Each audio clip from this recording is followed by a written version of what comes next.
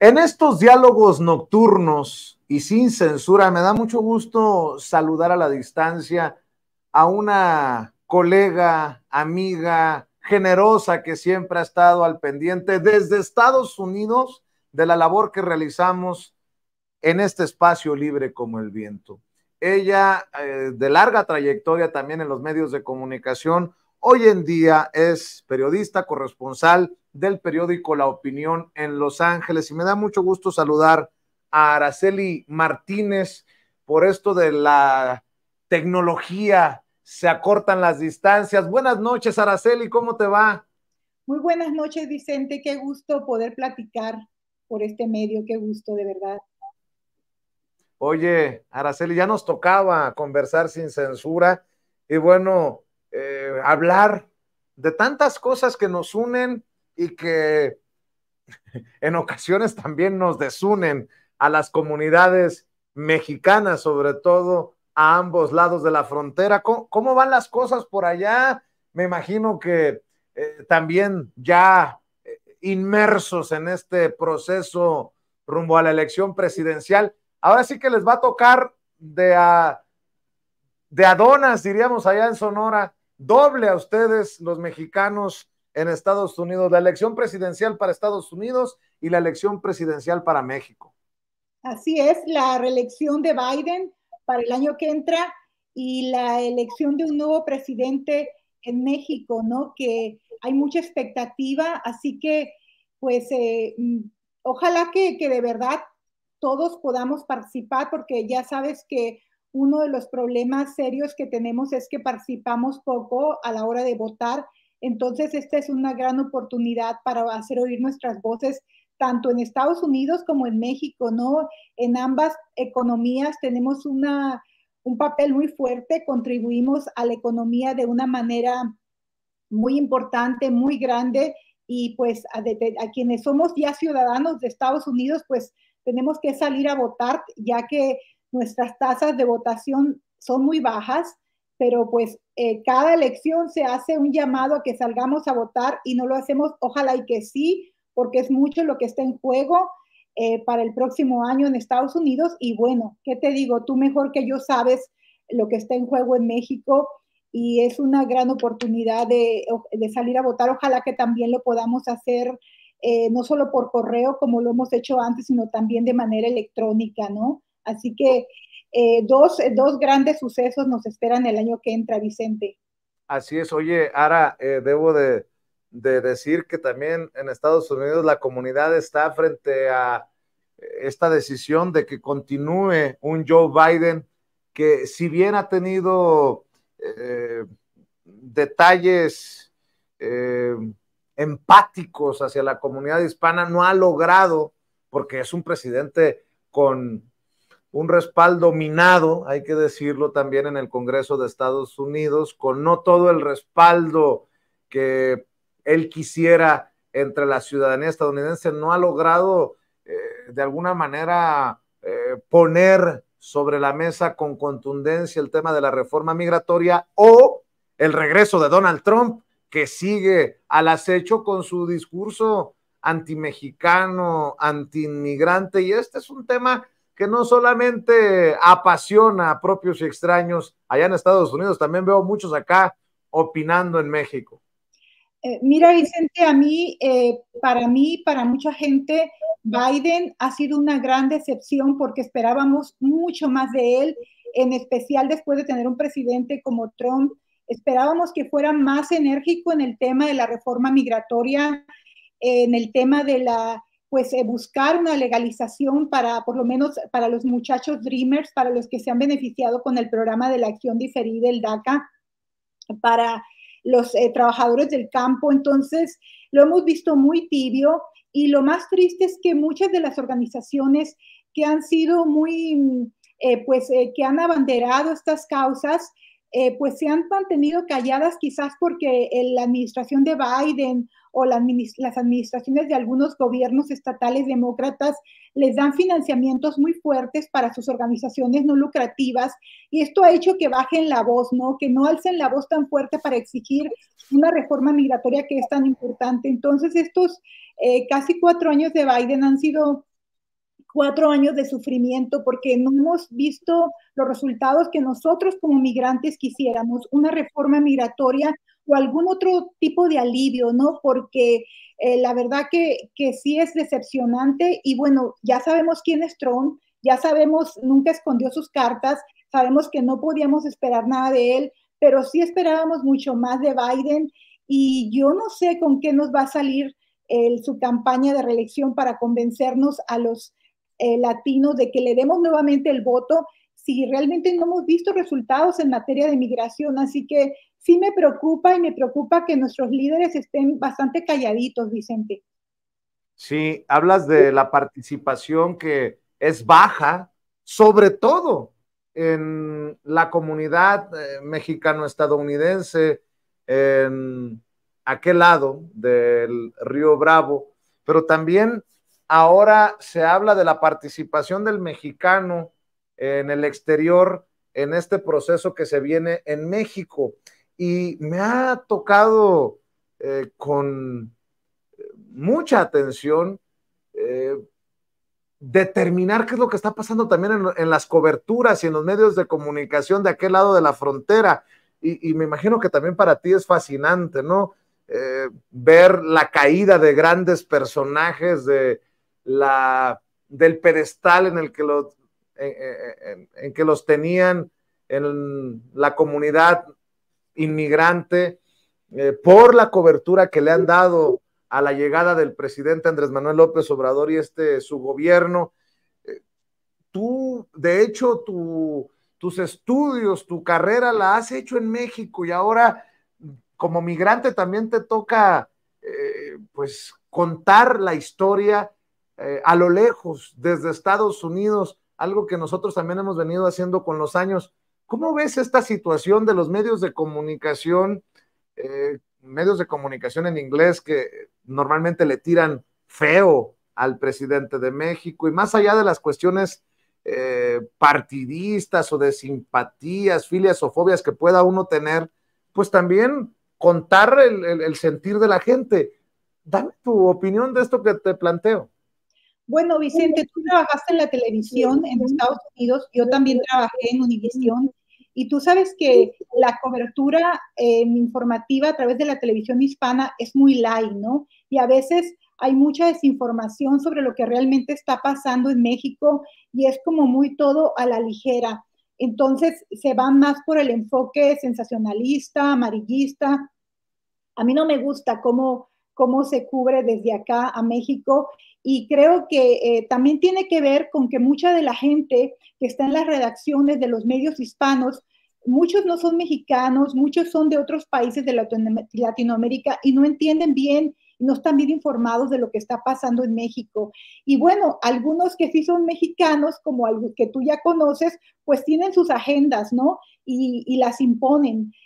Los otros, los que estamos en los medios como La Opinión, pues luchamos, ¿no? Por abrir esos espacios para hacer, pues contar las historias, lo que opinan los inmigrantes sobre lo que está pasando en México, para tener sus reacciones ante los diversos situaciones que se están dando en México.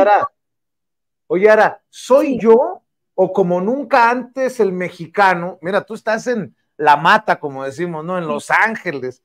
¿Soy yo o como nunca antes, no sé, en los últimos, digamos, 5 sexenios, el mexicano y la mexicana en Estados Unidos está interesada en lo que está pasando en México? ¿O estoy loco? Yo creo que sí hay más interés.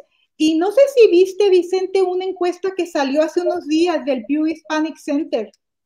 No sé si la viste, por aquí yo apunté los datos, pero me pareció muy interesante porque en esta encuesta que hace este centro de encuestas, que es un centro muy prestigiado en Estados Unidos, pues da a conocer la semana pasada, creo que fue el 8 o el 9 de septiembre, pues que tiene los mexicanos que viven en Estados Unidos en esta encuesta el 82% votó a favor de que está contento con el trabajo que ha hecho el presidente Andrés Manuel López Obrador. Yo creo que lo que yo he notado es que hay una mayor concientización de los temas que están pasando en México. Hay mucha gente en este país, muchos migrantes que apoyan lo que está haciendo el presidente Andrés Manuel López Obrador. Desde luego que hay gente que no, ¿verdad? Que no está a favor de él, que son migrantes panistas o migrantes priistas, tienen su derecho a estar en desacuerdo, pero hay una mayor, no nomás eres tú, yo también lo he notado, hay una mayor concientización, hay una mayor efervescencia. Me sorprende ver a muchos migrantes que escuchan la mañanera, que escuchamos la mañanera todos los días, que escuchamos las noticias a través de Sin Censura, a través de muchos otros programas que podemos obtener por YouTube. Entonces sí hay esa mayor concientización, sí no hemos podido escapar a toda esa discusión, a todo ese diálogo que se está dando, y lo que yo espero es que esto se trata en una mayor participación, que le demos el número de los votantes el próximo año, Vicente.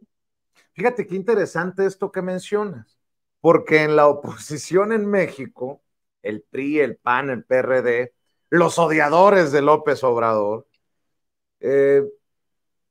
dicen que al presidente se le está cayendo a pedazos el país, y no es ni siquiera la encuestadora que publique en El Financiero, no es Mitofsky, no es el Universal, es el Pew Research Center. El Pew es como un centro de investigación de los más respetados, si no es que el más respetado en Estados Unidos,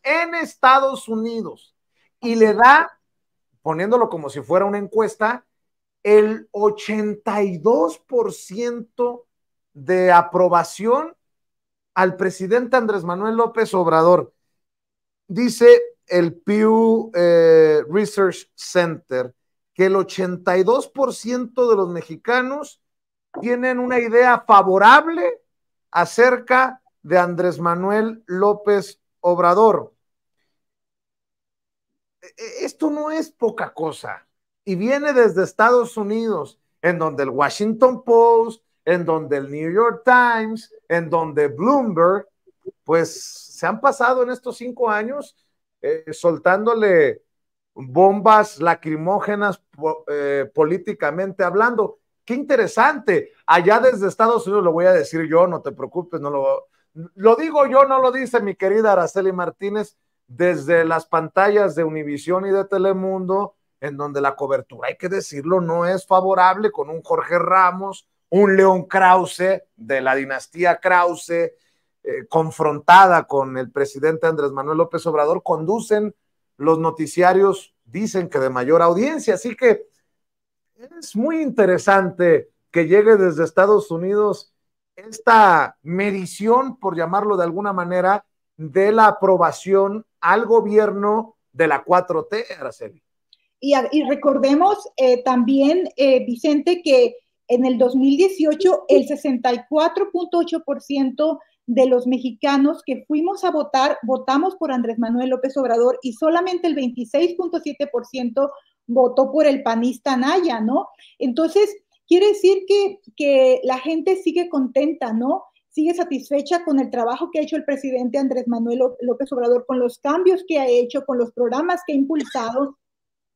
Quizás lo que algunos líderes migrantes han cuestionado es que no hayan tenido la oportunidad de sentarse con el presidente Andrés Manuel López Obrador, que les diera una reunión para platicar con ellos de viva voz y explicarle los diferentes problemas que nos aquejan aquí, ¿no? Entonces, quizás ese es el pendiente que deja el presidente. Ignoro por qué lo hizo. Yo, en la única oportunidad que tuve de estar en una mañanera, le pregunté, pero no me contestó. Entonces, hay esa inquietud, ¿no? Pero aún así, con ese pendiente, yo creo que los migrantes están contentos, porque hay que recordar que muchos salieron en las épocas de Vicente Fox, en las épocas de Carlos Salinas, de otros presidentes que le hicieron mucho daño al país. Así que creo que hay un consenso en general, y a medida que han pasado los años de este gobierno, la gente está contenta, está haciendo un esfuerzo mayor por mandar una mayor cantidad en sus remesas. llueve, me decía una inmigrante, yo tenga trabajo o no, pero yo tengo que mandarle dinero a mi familia. Entonces todos estamos haciendo un esfuerzo mayor, quizás sacrificándonos en otras cosas para seguir apoyando a nuestras familias en México. Ojalá que el presidente Andrés Manuel López Obrador, antes de irse, se reúna o tenga algún diálogo con los migrantes. Creo que sería un buen cierre con broche de oro, porque ha tenido un gran apoyo. La mayoría de los inmigrantes en este país lo están apoyando y yo creo que es una deuda ahí pendiente. Vicente. Fíjate que yo le he insistido en ese tema, ¿no? De un viaje a una gira por Estados Unidos, pero el presidente, que es un animal político, un ajedrecista político, entiende que su presencia podría hacer ruido en momentos en que Estados Unidos va rumbo a la elección presidencial. No sé si termine algún día recibiendo a líderes migrantes acá en Palacio Nacional. El problema es que el liderazgo migrante también ha perdido mucha credibilidad, porque en esos pleitos por el poder hay líderes charros también, hay líderes autoproclamados líderes, en fin, hay de todo. Pero fíjate, Araceli, que regresando a lo del Pew Research Center, hay otra medición que está muy, muy fuerte. Fíjate que esto es revelador. En el 2017, antes de que llegara Andrés Manuel López Obrador, cuando nosotros, por ejemplo, todavía transmitíamos desde Chicago y pedíamos la renuncia de Peña Nieto, la satisfacción con la democracia andaba por el 6%, 6%. Y en el 2023 subió al 48%, o sea que casi la mitad de los mexicanos se sentía satisfecho o satisfecha con la democracia. Y esto también es un factor cuatrotero, es un factor de Andrés Manuel López Obrador. Yo sé que hay mucho regateo, porque a lo mejor eso lo tendrán que definir, evaluar nuestros hijos, nuestros nietos, querida Araceli, porque así es la historia, los procesos históricos. Pero este es el líder social al que tanto le han regateado pues su lugar en la historia, esos que se sienten avasallados por su arrastre social. El 48% en el 2023 está satisfecho con la democracia y brinca del 6% al 48% de 2017, o sea, en 6 años, querida Araceli. Y eso también es durísimo, porque el 6% obviamente estaba insatisfecho por los gobiernos del PRI, por los gobiernos del PAN, por las crisis, por la violencia y por todo lo que no quieren aceptar. Así es, yo creo que eso te dice de por qué la gente al final se refleja en más del 80% de aprobación, ¿no? Si lo sumas todo, creo que la gente está contenta con los cambios. Obviamente hay un grupo que nunca va a estar contento y también es por razones políticas. Entonces, yo cuando escucho que algunas personas dicen, no, que México se está cayendo a pedazos, pues vayan a Tijuana, ¿no? O vayan a ciudades como Mazatlán, donde viven 30,000, 60,000 estadounidenses, ¿no? Donde todo el desarrollo que se está creando en estas ciudades. Entonces, si de verdad México se estuviera derrumbando, pues no estaríamos viendo este crecimiento en la inversión inmobiliaria, ¿no? Entonces, creo que ahí es una contradicción y bien, tú que conoces también acá Estados Unidos, lo dijiste bien, tenemos líderes de todo, ¿no? Hay muchos líderes que en realidad pues representan una organización ficticia, una organización que no es real, hay líderes charros, hay líderes honestos. A mí me gustaría, Vicente, que si se da o no este diálogo, que cualquiera de los, pues, que de quien vaya a ser el próximo presidente de México o los candidatos, quizás en lugar de reunirse con estos líderes, vayan y vean cómo vive nuestra gente aquí en Estados Unidos, ¿no? Vayan y vean cómo viven los trabajadores del campo, los trabajadores de los hoteles, los trabajadores de los restaurantes, que vayan y se metan a su casa, ¿no? Y platiquen con ellos para que conozcan sus necesidades de primera mano, ¿no? Una gira por los consulados hace falta. Uf, bueno, ya que tocaste ese tema, ¿no? Sabes que el Marcelo Ebrard les prometió a los una reunión que él iba a lograr una reunión con el presidente, algunos líderes, y los puso a trabajar en mesas redondas que le hicieran propuestas, ¿no? Sobre las diferentes problemáticas, ¿no? Pero al final pues no pasó nada, no hubo esa reunión, no sabemos a dónde fueron a parar todas esas propuestas que le hicieron los inmigrantes, pero creo que aquí otra deuda pendiente que queda es de que hay que realmente mejorar los consulados, ¿no? Que mejore la atención y que también podamos a través de los consulados tener acceso, por ejemplo, a ahorrar para el seguro social, para si nos queremos rejubilar y retirar a México, podamos tener un seguro social. Sé que ya se puede dar eso, pero hacerlo más ágil, ¿no? Entonces yo creo que es un punto muy importante, Vicente, que es que ojalá que el próximo presidente de México realmente haga una revolución en los consulados, porque somos muchos los que vivimos de este lado y merecemos, por todo lo que aportamos, tener servicios más eficientes y una mayor gama de servicios, ¿no crees tú?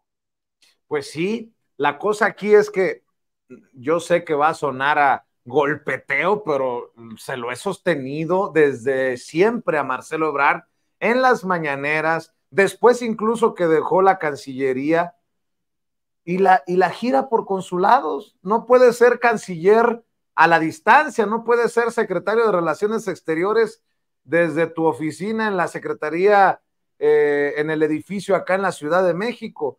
Y creo, sin temor a equivocarme, que ese es el gran, pues, dolor, ¿por qué no decirlo?, de los mexicanos en torno a figuras como Marcelo Ebrard. ¿O cómo ves tú? Fíjate, Vicente, que yo creo que él vino aquí unas 2 veces a Los Ángeles y la penúltima reunión que tuvo pues generó pues bastante incomodidad porque los invitados eran líderes priistas y panistas mayormente y no se invitó a los líderes morenistas a esa reunión en un restaurante, ¿no? Entonces dijimos, ¿qué pasó ahí? ¿Qué es que los gente del consulado no sabe quiénes son todos los líderes? Entonces pues está bien que hubiera invitado a los panistas y priistas, pero no invitó a los morenistas, no hubo una diversidad de líderes en esa reunión, y luego la siguiente reunión que vino, pues se le hizo ahí el engrudo, se le complicó porque se hizo un desorden en la reunión y tuvo que salir por la puerta de atrás. Creo que sí le faltó mucho más diálogo, creo que la gente, el migrante en general, no estuvo contento con el manejo de los consulados.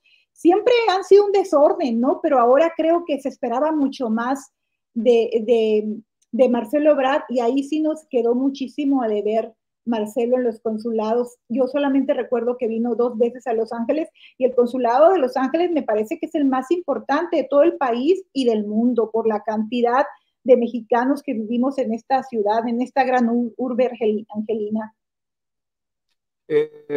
Mi querida Araceli, ¿cómo ha sido para ti esto de estudiar periodismo, comunicación en México y tratar de incorporarlo, de adaptarlo a una comunidad pues tan intensa, pero con necesidades acá y allá? Para mí, para mí ha sido una bendición porque uno sabe de lo que habla a ambos lados de la frontera. No quiero sonar soberbio, pero cómo te va a ti?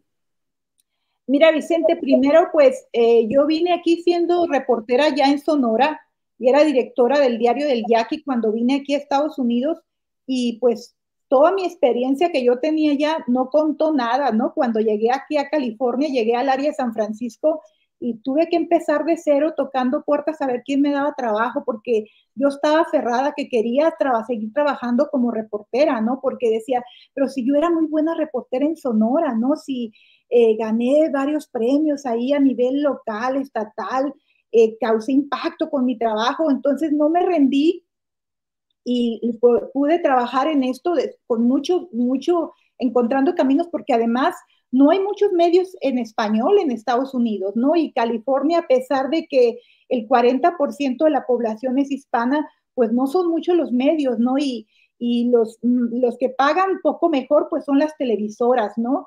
Entonces, ha sido muy interesante porque primero estuve en San Francisco, que ahí somos todavía una minoría y son muy pocos los medios en español. Y luego me fui a Sacramento, donde fue bien interesante estar en Sacramento porque me tocó el auge de cómo empezaron a llegar latinos como legisladores, cómo fue creciendo el número de legisladores, y fue un gran gusto porque muchos de ellos son hijos de inmigrantes, ¿no? Que nacieron en Estados Unidos, que tuvieron la oportunidad de educarse en este país y después convertirse en legisladores. Entonces fue una experiencia muy, muy, muy padre, muy buena ver el avance de los latinos ahí a nivel político en California, ¿no? Y pues también darme cuenta que muchos no hablaban ya español, muy triste, otros sí, pero muchos no. Y luego venir a Los Ángeles como reportera, y entonces aquí ya es muy interesante en Los Ángeles, yo creo que tú también estuviste aquí, y entonces ver que aquí ya te encuentras un mexicano de todos los rincones, ¿no? El recién llegado, el que ya ha estado aquí por generaciones, los que tienen poquito tiempo. Entonces ves toda esta gama, ¿no? Y de mexicanos y creo que es muy enriquecedor poder trabajar para servir a nuestra comunidad latina que vive aquí. Y yo cada día me sigo admirando cada día más de todo lo que trabajamos para contribuir a esta economía. Mira, hace un mes estaba preguntando yo qué porcentaje de los que trabajan en la agricultura en California son inmigrantes indocumentados, mayormente mexicanos, ¿no? Y me decía el vocero del Sindicato de Trabajadores del Campo, el que fundó César Chávez, que el 70% de los trabajadores del campo, de la multimillonaria industria agrícola de California, son inmigrantes indocumentados, la mayor parte de origen mexicano. Entonces somos una fuerza, una maquinaria que está levantando esta economía y eso es lo que más me admira, ¿no? Como reportera, que me siento privilegiada de poder contar, como tú lo has sido, poder contar nuestras historias y a través de nuestras historias poder pues contribuir a lo mejor con traer luz a los problemas y que se encuentre una solución, ¿no? Que los políticos o los que toman las decisiones pues pongan atención en esos problemas que están viviendo nuestras comunidades hispanas, ¿no? Y particularmente digo los mexicanos porque de todos los latinos pues somos el 70%, ¿no? De la población latina, Vicente. Así que es un privilegio, ¿no? Poder servir a la comunidad latina a través de estos medios, ¿no? Y pues los medios, pues como tú sabes, están controlados, son los medios tradicionales, los medios convencionales están controlados, hay muy pocos espacios, ¿verdad?, para hacer cosas a veces diferentes, para alzar la voz. A eso le agregas que en este país hay muchas demandas, entonces a veces los propietarios de los medios tienen mucho miedo a las demandas, nadie quiere una demanda, entonces esa es otra limitante, ¿no? Pero pues uno va encontrando los espacios y si puedes escribir o reportear el 70% de lo que tú quieres, creo que ya es ganancia. Oye, querida Araceli, llevas más de 20 años allá en el Gabacho, como digo yo, en Estados Unidos. A ti te tocó trabajar acá en México. ¿Algún día has pensado regresar a ejercer acá o nos dejas a nosotros que nos echemos el broncón? He pensado regresar, pero para jubilarme, ¿no? ¿Cuántos años ya como periodista? Uy, yo creo que yo ya tengo más de 30, ya no me coso en el primer hervor. No, ya tengo como, creo que 3 décadas o un poco más. Empecé muy joven. Fíjate que a mí me tocó ser reportera para el Imparcial cuando estaba Mario Fabio Beltrones de gobernador. ¡Ay, mamita! Híjole, estuve sometida a un estrés que no te imaginas, demandada, me sometían a interrogatorios por horas para que revelara mis fuentes, me rayaban el frente de mi casa donde yo vivía con puras groserías, me tiraban gatos muertos al frente de la puerta de mi casa, me chocaron mi carro, me lo dejaron hecho pedazos, sufrí mucha persecución. Mario Fabio es bastante vengativo, entonces pues no le gustaban, ¿no? las noticias en contra, y tuve mucha suerte de que en ese momento yo trabajaba para el Imparcial, que me dieran apertura, a pesar de que quizá porque el Imparcial es un periódico identificado con el panismo y pues Mario era priista, entonces pues no les importaba que yo lo cuestionara y lo evidenciara todo lo que se pudiera, ¿no? Pero sí me tocó una época como al nivel personal de muchísimo estrés porque fui muy acosada y entonces sí, no fue fácil, ¿no? No fue fácil. Y acá pues es otro tipo de presión, ¿no? Es otro tipo de presión, pero creo que por el momento no tengo planes de regresar a, a trabajar a Sonora, pero sí sigo, escribo una columna para Medios Oxxo, una plataforma local, pero pues aunque mis amigos quieren que regrese, yo creo que me la pienso, Vicente, ahí estás tú. Bueno, no, y no te juzgo, simplemente te pregunto porque no es una situación fácil. Y, y mira que te lo estoy diciendo yo pues con mucho cariño. Sí, Te lo pregunto porque tú tienes tu licenciatura en Ciencias de la Comunicación por la UNAM sí. y tienes la maestría, me corrige si estoy equivocado, de la Universidad de Guadalajara en Exacto. periodismo digital. Así es. Sí, sí, sí, así es. O sea, tu educación ha sido mexicana, aunque ejerces para la comunidad mexicana en Estados Unidos. Así es.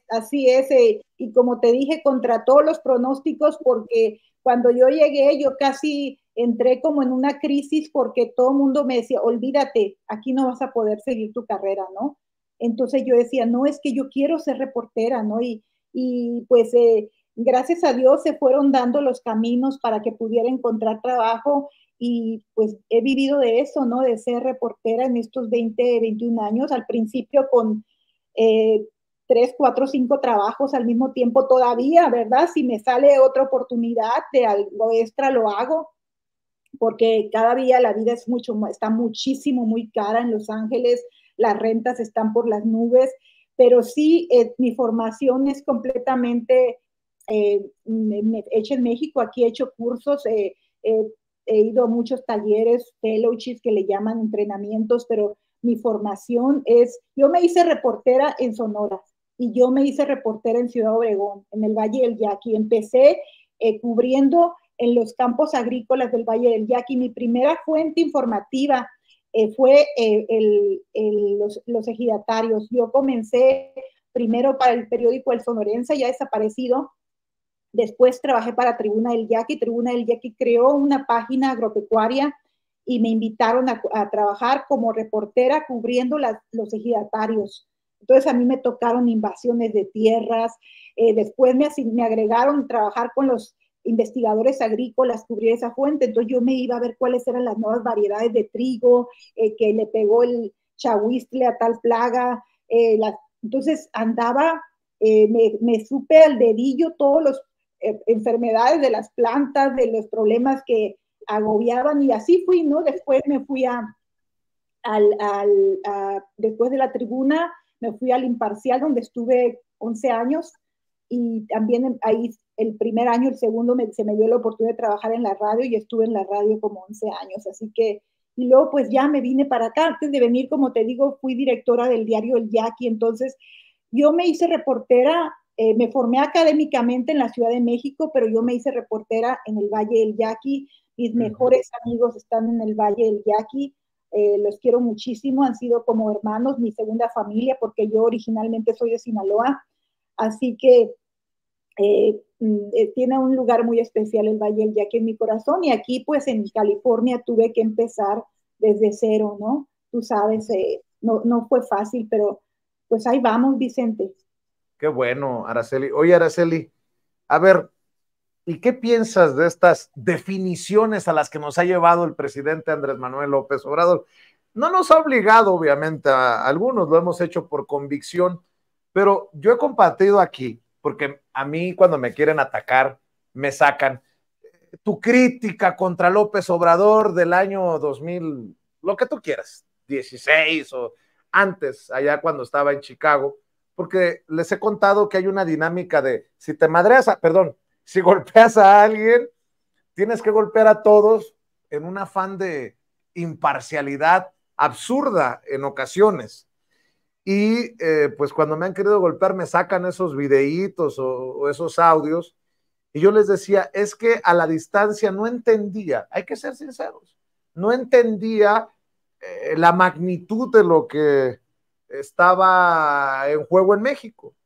Y ahora acá en algunos diálogos que he sostenido con el presidente en la mañanera, me ha hablado de tiempo de definiciones, que incluso para el periodismo son tiempos de definiciones. Él habla del periodismo militante, de los Flores Magón, que en su momento fueron guiados por sus convicciones políticas, por sus ideas. Y aquí estamos muchos, desde la trinchera, esperando que no regresen los que han saqueado por tantos años a México. ¿Tú te has definido en Estados Unidos? Yo sé que es diferente la dinámica, pero te voy a hacer una pregunta que me la vas a cobrar algún día, amiga. Chaira. Yo apoyo al presidente Andrés Manuel López Obrador a nivel personal, pero si tengo que hacer una historia, pues yo consulto a los que están a favor y en contra, ¿no? No, claro, pero tu idea de transformación de México va con aquello de primero los pobres, de no mentir, no robar y no traicionar al pueblo, de estas cosas. Totalmente, 100%, Vicente. Yo he votado todas las veces que he podido por el presidente Andrés Manuel López Obrador. De hecho, creo que hace como la primera vez, no recuerdo, me entrevistaron del periódico El Sacramento Bee como reportera para preguntarme por quién iba a votar y yo les dije en esos momentos que iba a votar por Andrés Manuel López Obrador y les di las razones, ¿no? A nivel personal, yo comulgo con su ideología, con sus políticas de que primero los pobres, porque creo que como reporteros nosotros lo vemos de primera mano, ¿no? Lo vemos realmente, sabemos las necesidades, nadie nos las cuenta, nosotros las vemos, no vemos la pobreza. Aquí en Estados Unidos hay pobreza extrema también, yo he visto cosas aquí que nunca, ni siquiera las he visto en México, ¿no? Entonces, basado en eso, también conozco y tengo amigos muy ricos en Sonora. Entonces, sin embargo, yo creo que por el bien de México y por el bien de cualquier país, primero deben ser los pobres, pero más en países como México, donde ha habido una desigualdad de muchas décadas, ¿no? De muchos años. Así que yo comulgo con él. Me siento un poco mal por mis compañeros periodistas que reciben dinero, ¿verdad? Pero a veces no los culpo, Vicente, sobre todo a los que son en niveles bajos, porque reciben unos salarios, sobre todo a nivel de provincia o a nivel de los estados, muy paupérrimos. ¿Te refieres a los que reciben dinero para el golpeteo contra el Sí, gobierno? sí, exacto. A veces no los culpo porque reciben salarios muy miserables. Entonces, yo puedo decirte que cuando estuve en Sonora nunca recibí dinero de nadie. Tuve un salario digno que me gané a base de mucho estrés, mucho sudarle, de sol a sol, porque tú sabes cómo son las temperaturas en Sonora. Yo ni siquiera tenía aire acondicionado en mi carro. Y ahí te tienes que salir desde la mañana a buscar la noticia y tienes que llegar a la redacción con mínimo 3, 4 notas, ¿no? Entonces, a esos que reciben salarios miserables por parte de sus patrones, pues realmente a esos no los culpo, Vicente, y me dan un poco de pena, entiendo su situación, tengo amigos, he tenido amigos que aceptan dinero, pero a los que no disculpo son a los grandes, ¿verdad? A los que ganando mucho dinero no tienen llena, ¿no? Y que están dispuestos a vender su pluma, su talento y su voz por más y más dinero. Entonces, eso es muy triste y muy penoso y me da tristeza, ¿no? Ese México y ver esa cara de nuestra profesión que se prostituya de esa manera por compañeros que no tienen llena, ¿no? Pero definitivamente sí estoy con el presidente Andrés Manuel porque estoy convencida de que está haciendo lo correcto. Claro, me gustaría que mejorara más la seguridad de nuestro país, que hubiera menos balaceras en Ciudad Obregón, pero también entiendo que lo que estamos, por ejemplo, viviendo en Ciudad Obregón con tanto crimen, no nació en este sexenio, se fue alimentando y se creó hace más de 15 años que se permitió la entrada de grupos dedicados al comercio de las drogas. Entonces ahorita cualquier presidente, cualquier gobernante que llegue, iba a ser muy difícil de poder hacer un cambio de la noche a la mañana, ¿no?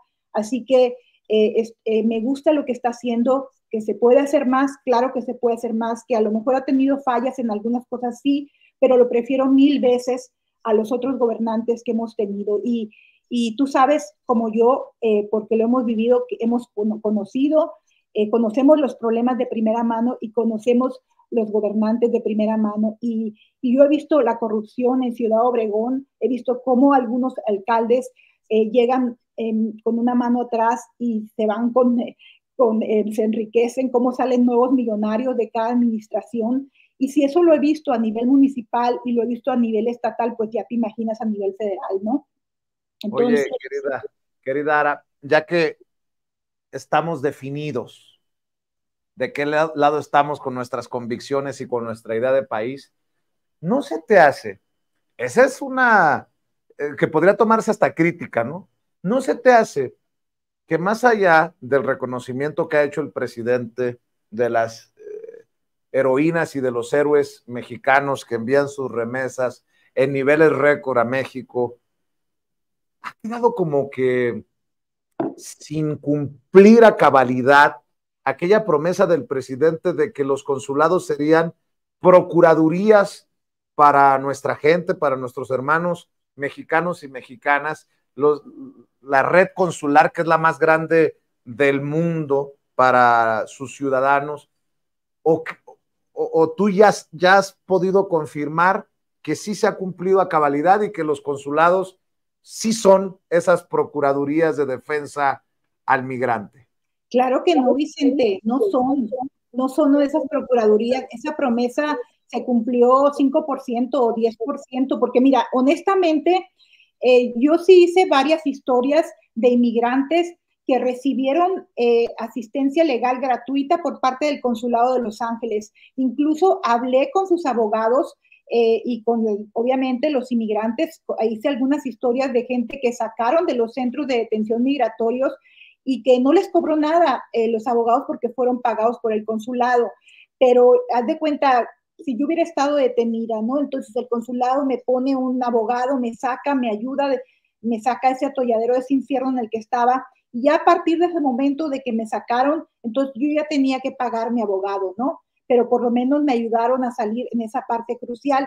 Pero eso fue muy limitado, fue como 5% y que no se entere todo el mundo porque no vayan a venir luego todos. No sé si porque no hubo suficiente presupuesto, pero creo que eso fue una pequeña, digamos, como un plan piloto a nivel muy mínimo que se puede extender porque hay mucha necesidad. Si bien no tenemos las redadas que hubo en la época de Trump, las redadas masivas, todavía se sigue deteniendo gente y se sigue deportando gente. Todavía siguen mandando gente en aviones para deportarlos. Entonces, creo que hay una gran oportunidad y ojalá que el próximo presidente pues retome ojalá y sea una mujer, que fuera Claudia, ¿verdad? Y que retome esa compromiso, esa promesa que hizo el presidente para que nuestros consulados, mira, ya no pido que el 100%, pero que el 20% del presupuesto se destinara a la defensa, ¿no?, legal de nuestros inmigrantes indocumentados que urgentemente necesitan un abogado de migración que los ayude con sus asuntos urgentes de migración, porque hay muchos abogados de migración bribones, no nomás los notarios, que los traen ahí año tras año con la promesa, sacándoles dinero y nunca les resuelven sus casos. Entonces sí se necesita que el consulado entre como mediador y que de verdad se cumpla esa promesa que hizo el presidente, que sería pues maravilloso si lo se pudieran, que sean un 40% cumplir, Vicente, ¿o tú qué piensas? Pues ya déjate de porcentajes, mi querida Araceli, ¿no? Que se viera una forma.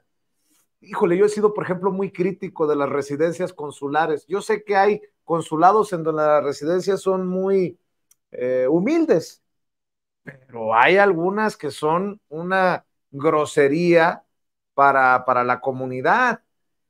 Yo todavía sigo aspirando a que sea el paisano, digamos, a la hora de que se vaya a definir al cónsul en Chicago, el que vote por sus cónsules.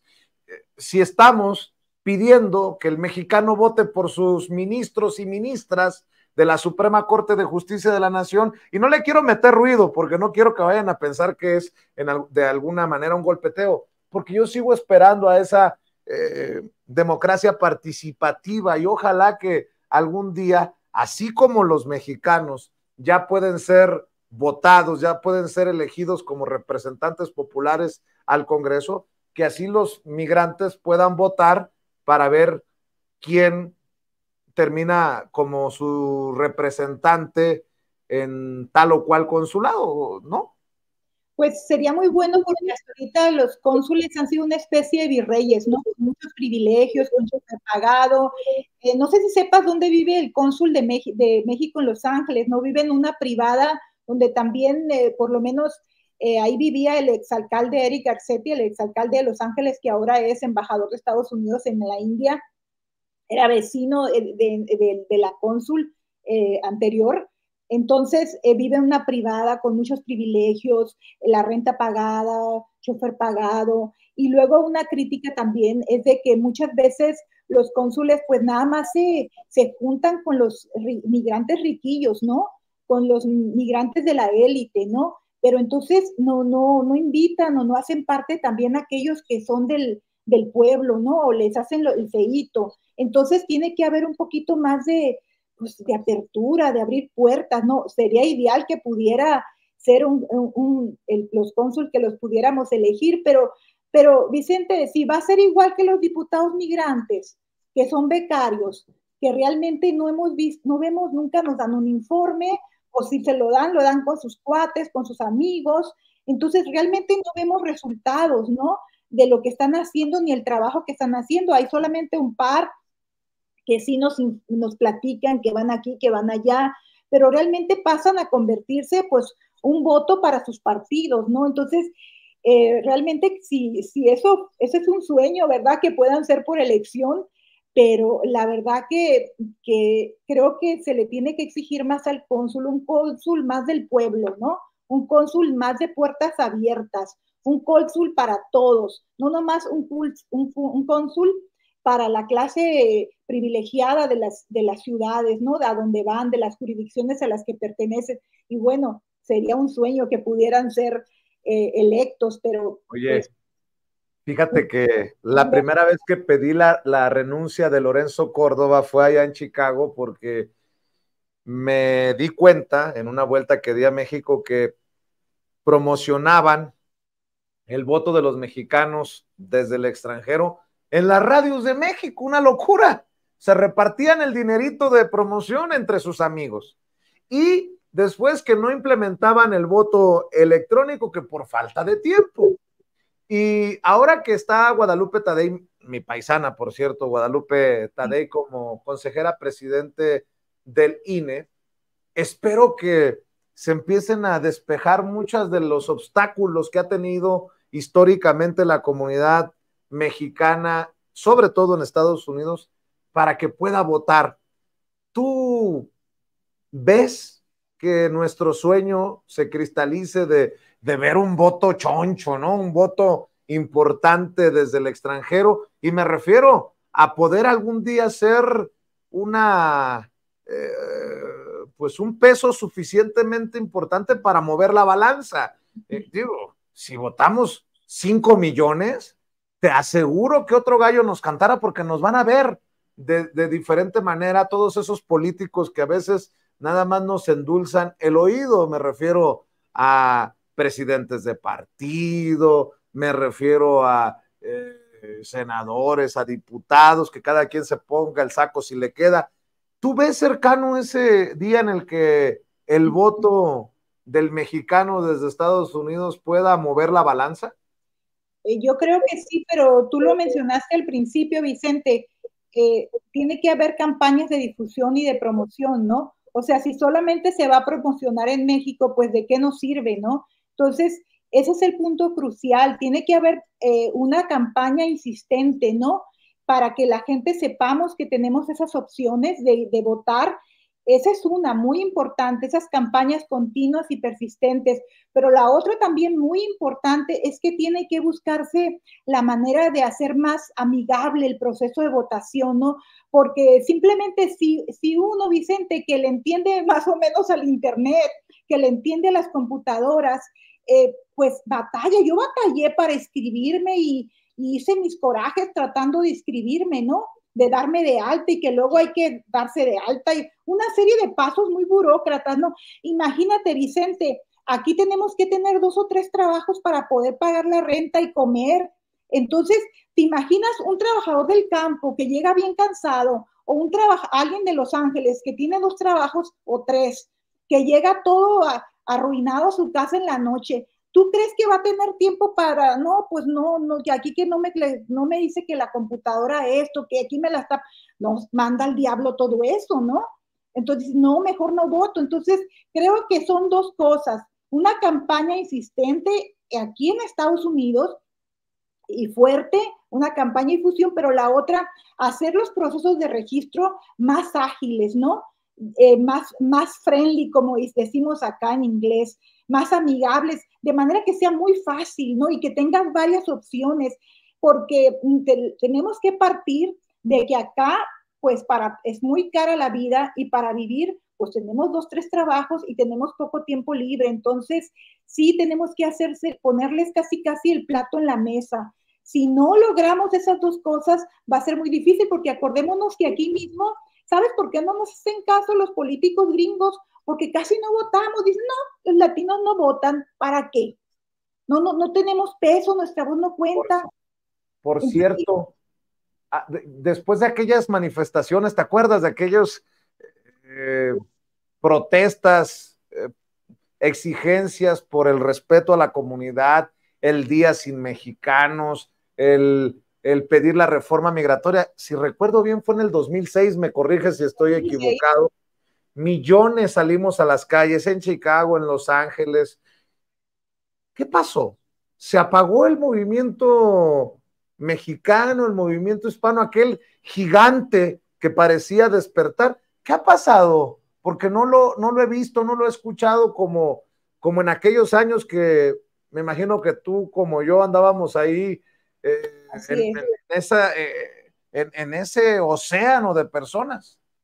Bueno, recuerda que en esa época teníamos la amenaza de la ley de Arizona, Sensenbrenner, entonces sí había como una urgencia, ¿no? De hacer algo, de salir, pero sí se apagó. Mira, yo vivo en una ciudad donde la gente, aquí en el condado de Los Ángeles, donde la mayor parte de la gente es de origen armenio, y hace unos 2 meses, y tomaron de la autopista, hicieron un escándalo, bloquearon, y dije yo, ¿qué pasaría si nosotros como mexicanos, luego les hicieron caso a los armenios, ¿no? No me acuerdo cuál era la demanda, algo del holocausto en Armenia, no me recuerdo, pero inmediatamente los congresistas de allá de Washington les hablaron, les hicieron caso, tomaron por 4 horas la autopista y dije yo, nosotros, o sea, somos un mundo de gente comparado con los armenios.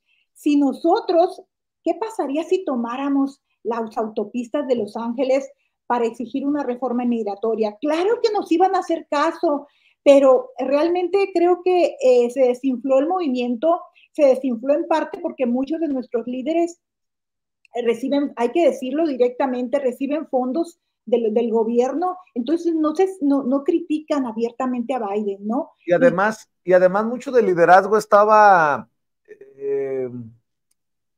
inflado por locutores de estos que cuentan chistes Exacto. Eso nunca lo entendí. Que el Piolín, que si el cochín, no sé qué, que si el mandril, que si el cucuy, que si el pistolero, puros personajes de eso. Yo decía, bueno, qué bueno que a través de sus programas de radio se está haciendo la labor de información, pero ahí también se desinfla porque ese liderazgo es efímero. También eso pasó, ¿no? Sí, acuérdate que ya muchos de estos personajes ya no están, ¿no? Ya no se escucha. La radio hispana también se vino abajo comparada con la de México, que creo que todavía tiene mayor fuerza. Entonces, todos esos voceros de las radios ya no tienen la fuerza que tenían antes, ¿no? Y eso influyó, ¿no? Y bueno, hay que, la verdad que sí un poco me apena porque creo que los emigrantes nos merecemos más que esos programas de chistes colorados, ¿no? Entonces, y algunos de esos líderes también se vieron en aprietos, ¿no? Acusaciones de acoso y otras, ¿no? Pero sí influyó eso. Creo que en general hace falta un mayor liderazgo con más fuerza que no se compre fácilmente para que enarbole, ¿no? Las banderas de nuestra comunidad. Y volvemos a lo mismo también, Vicente, los latinos, los mexicanos, estamos muy ocupados, ¿no? Tratando de sacar a nuestra familia adelante, ¿no? Con 2, 3 trabajos. Entonces, pues realmente tiene que estar pasando algo muy fuerte para que nos animemos a salir a la calle. También tenemos miedo a hacerlo por temor a una redada, por temor a que nos identifiquen. Entonces, es una conjunción de factores, pero definitivamente se desinfló. Y luego también la otra cosa que hay, se desinfló el entusiasmo, pero también hay como apatía, ¿no? No, pues ya la gente ya, de hecho yo hace poco lo platicaba con la líder de Chirla aquí en Los Ángeles, Angélica Salas, y sí me decía eso, que hay mucha gente que le decía, no, pues mejor háblenme para que participe en algo cuando ya sea algo serio, ¿no? Porque ahorita no vemos que una reforma migratoria realmente se venga, ¿no? Sí hay, ¿A poco, hay a poco, desilusión. a poco todavía está Angélica Salas ahí en Chile? Todavía está Le Angélica, mandamos un saludo. todavía y fue ahora con motivo de las fiestas patrias, fue la mariscal de un evento que hubo en La Pasadena. Todavía sigue Angélica Salas en Chirla. Pues, mi querida Araceli, platicar contigo también ha sido un clavado a mis memorias. Yo empecé como reportero de televisión en el que fue el Canal 22 antes de que lo comprara Telemundo por allá en el año 2000 o en el 99, por ahí por esos años. Después mi salida a Univisión en Los Ángeles, así que me acuerdo de cómo me encañonaron algún día los cholos ahí en el este de Los Ángeles, cómo le tenían miedo a las balaceras allá en los barrios afroamericanos, o que les decía, pues allá en el este de Los Ángeles de perdida le dices, soy de los tuyos, paisa, soy paisa, pero allá en los otros barrios ni palabra cruzaban. Me acuerdo mucho, pues obviamente, de las zonas Compton, las zonas Pero, de... ¿nunca fuiste a Skid Row? No, fíjate que no me tocó. No, Skid Row es lo más triste que yo he visto en mi vida, que ese está, porque está pegado pues está en el centro de Los Ángeles y es el barrio donde viven las personas sin hogar, ¿no? Muchas de ellas. Ah, ya me acordé. Fíjate, ahí te va esto, Araceli. En Wall Street, hay un Wall Street en Nueva York, que es donde se mueven los grandes millones. Y ahí en Skid Row está la Wall Street, en donde la gente no tiene ni para comer. Ya me hiciste acordar de eso Es una precisamente. cosa que te hace que la piel se te ponga de gallina, pero aparte te da miedo, Vicente, te da miedo porque puedes morirte en ese lugar, ¿no? O sea, Claro. está lo más, es como que el ser humano, hasta la degradación más fuerte del ser humano, pero aparte es un lugar extremadamente peligroso, ¿no? Y por Entonces, cierto, recuerdo con mucho cariño todos esos barrios porque en la Vignes Street, ahí pegadito al centro de Los Ángeles, uh-huh. ahí nació la mujer que me inspira diariamente con esas frases, refranes, dichos que me dejó en vida, mi nana.